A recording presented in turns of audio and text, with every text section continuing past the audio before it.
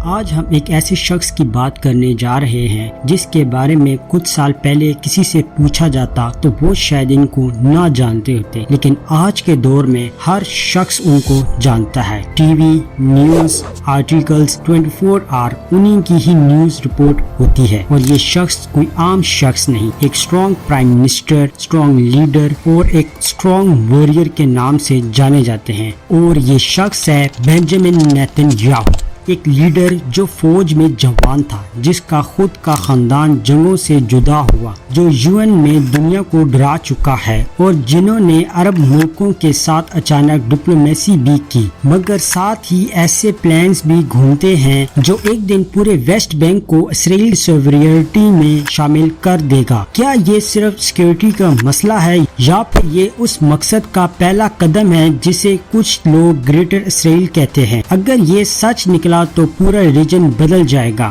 اور آپ اس ویڈیو میں جانیں گے کہ کیسے یہ پلان بنتا ہے، کون اس کے پیچھے ہے، اور کیا اس کا مقصد حقیقت میں ممکن ہے۔ بنجامن نیتن یاہو کی زندگی ایک ایسی کہانی ہے جس میں فوج، خاندان اور انٹرنیشنل پالیٹکس کے ساتھ چلتے ہیں۔ اس کے بھائی یوناتھن کی ڈیتھ اور خود اس کی فوج کی ٹریننگ نے اس کے اندر ایک یودھا کا آئیڈیالوجی جما دیا، ایک آئیڈیالوجی جو کہتا ہے پہلے سیکورٹی پھر سب کچھ۔ یہ نظریہ اس کی سیاست کی بنیاد بن گیا۔ پھر آیا اس کا انٹرنیشنل ایکسپیرینس۔ امریکہ کی یونیورسٹیز اور گلوبل ڈپلومیسی نے نیتن یاہو کو وہ پلیٹ فارم دیا جہاں سے وہ صرف اسرائیل کے اندر نہیں بلکہ دنیا بھر میں اپنی آواز اٹھا سکتا تھا۔ 1996 میں جوانی میں PM بنا، اور پھر اتار چڑھاؤ کے بعد 2009 میں لمبے دور تک واپس آنا، اس سب نے اسے ایک پولیٹیکل سروائیور بنا دیا۔ نیتن یاہو نے اپنی پولیٹیکل لانگیویٹی کا formula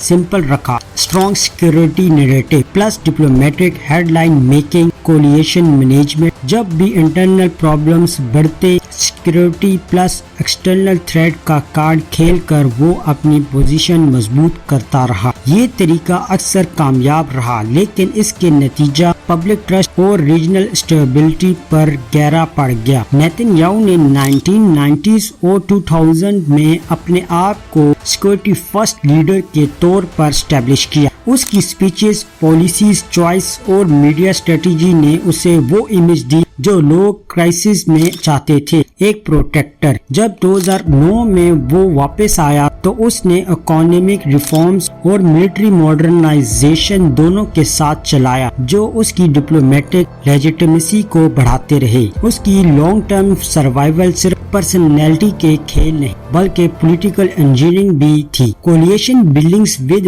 right wing partners, outreach to diaspora اور انٹرنیشنل لابنگ، یہ ساری چیزیں ملا کر اسے پاور میں بنائے رکھتی رہی۔ اور جب سکینڈلز یا پروٹیسٹ اٹھے، نیتن یاہو نے اپنی حوصلہ افزائی کے لیے سیکورٹی انسیڈنٹس کو سپاٹ لائٹ میں لایا، جیسے عام عوام میں سیفٹی کا فیئر ری انفورس ہوتا رہا اور وہ اتھارٹی کو سپورٹ کرتے رہے۔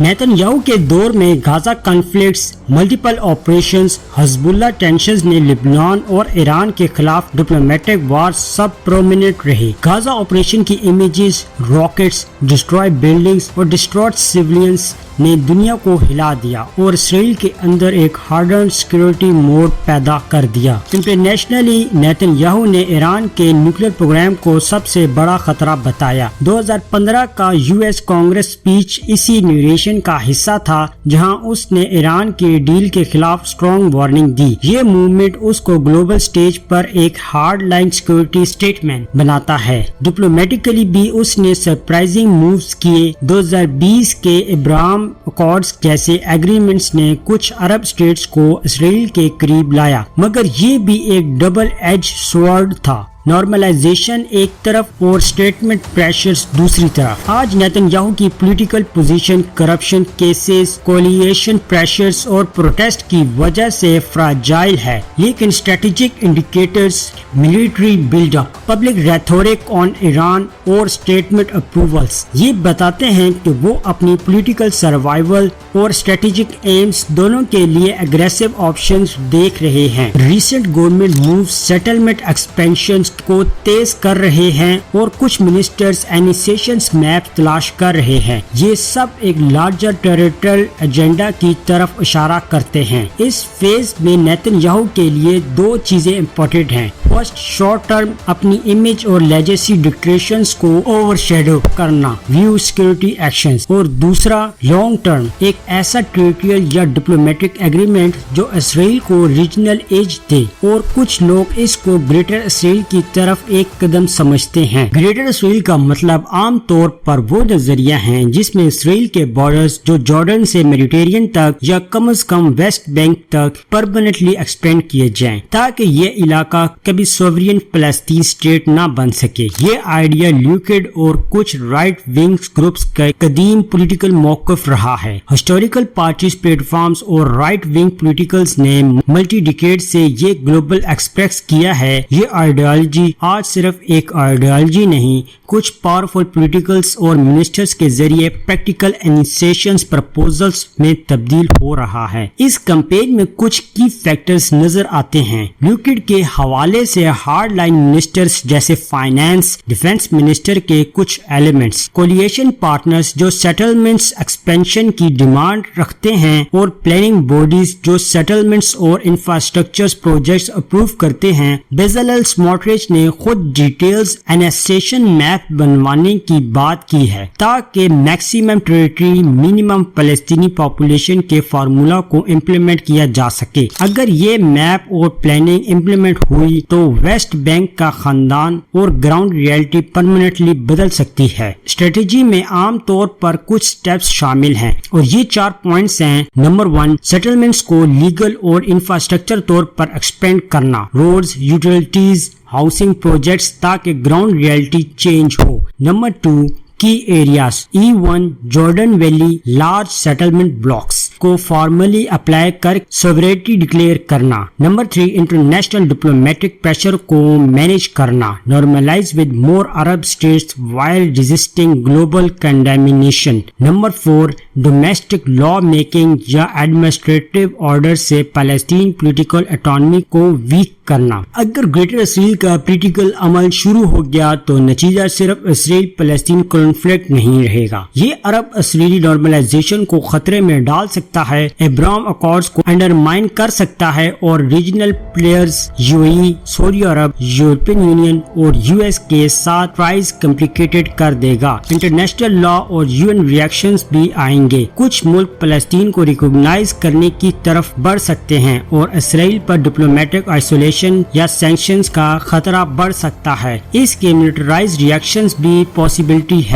मिलिट्री एक्सलेशंस, रीजनल अलायंसेस और ग्लोबल लीगल एक्शंस जो पूरे मिडिल ईस्ट को अनस्टेबल बना देगा। नेतन्याहू के लिए ग्रेटर इसराइल एक इसका स्ट्रेटेजिक और पॉलिटिकल 2 फायदे दे सकते हैं। नंबर 1, डोमेस्टिक बेस को सेफ्टी करना, और नंबर 2, अपनी लेजेसी को सिक्योर करना, और नंबर 3, अपनी लीगल और पॉलिटिकल प्रॉब्लम को सिक्योरिटी डिप्लोमेसी के हेडलाइंस पर ओवरशैडो करना। लेकिन ये सब बहुत रिस्की है। इसमें इंटरनल डिवीजन, इंटरनेशनल बैकलैश और लॉन्ग टर्म इंस्टेबिलिटी शामिल हैं। अगर आप इस पॉइंट तक गहरे तो समझ आ जाएगा कि ग्रेटर इसराइल सिर्फ एक स्लोगन नहीं, ये एक प्रैक्टिकल पॉलिटिकल एडमिनिस्ट्रेटिव प्रोजेक्ट बन रहा है जिसे कुछ मिनिस्टर्स एक्टिवली पुश कर रहे हैं। इसका असर न सिर्फ पैलेस्टीन एस्पिरेशंस पर होगा बल्कि पूरे रीजनल मैप को चेंज कर देगा, और इसलिए दुनिया इतनी क्लोजली इसको देख रही है। बेंजामिन नेतन्याहू की कहानी अब सिर्फ एक पॉलिटिशियंस की कहानी नहीं रही, ये एक ऐसा लीडर की कहानी है जिसके फैसले डिसेनिया तक रीजन पर असर डाल सकता है। सिक्योरिटी, डिप्लोमेसी, सेटलमेंट्स और अब ग्रेटर इसराइल जैसे टेरिटोरियल एजेंडा, ये सब मिलकर एक नया मिडिल ईस्ट बना सकते हैं या फिर इसको आग लगा सकते हैं। ये इस वक्त का सबसे बड़ा सवाल है, क्या ये स्ट्रेटेजी इसराइल को परमानेंटली सेफ्टी देगी या फिर इससे कॉन्फ्लिक्ट और इंटरनेशनल आइसोलेशन बढ़ेगी। आपने आज देखा है कि कैसे पॉलिटिकल सर्वाइवल, आइडियोलॉजी और स्ट्रेटेजिक कैलकुलेशन मिलकर एक ऐसा प्लान जन्म दे सकते हैं जो बॉर्डर्स और लोगों की जिंदगियां बदल दे। अगला वीडियो हम उस एंगल्स को डिटेल में देखेंगे। इसराइल की फौज और डिफेंस इंडस्ट्री, कैसे एक छोटा मुल्क दुनिया की एडवांस मिलिट्री कैपेबिलिटीज हासिल करेगा और कैसे ये कैपेबिलिटीज नेतन्याहू की टेरिटोरियल प्लान्स को इम्प्लीमेंट करने में सेंट्रल रोल प्ले कर सकती है। नेक्स्ट वीडियो में हम आपको बताएंगे कि इसराइल की फौज जो एक छोटे से मुल्क का हिस्सा है कैसे दुनिया के सबसे एडवांस आर्मी में शामिल हो गई और कैसे ये आर्मी नेतन्याहू के प्लान्स को रियलिटी में बदल रही है। और हम बहुत ही जल्द आपके लिए एक ग्रेटर इसराइल के ऊपर पूरा वीडियो लेकर आएंगे। और मजीद ऐसी ही हिस्टोरिकल वीडियोस देखने के लिए हमारे चैनल को सब्सक्राइब करें। अगर आपको ये वीडियो पसंद आई तो वीडियो को लाइक करें और लाजमी बेल आइकन को दबाएं ताकि हमारी सारी नोटिफिकेशंस आप तक पहुंच सके।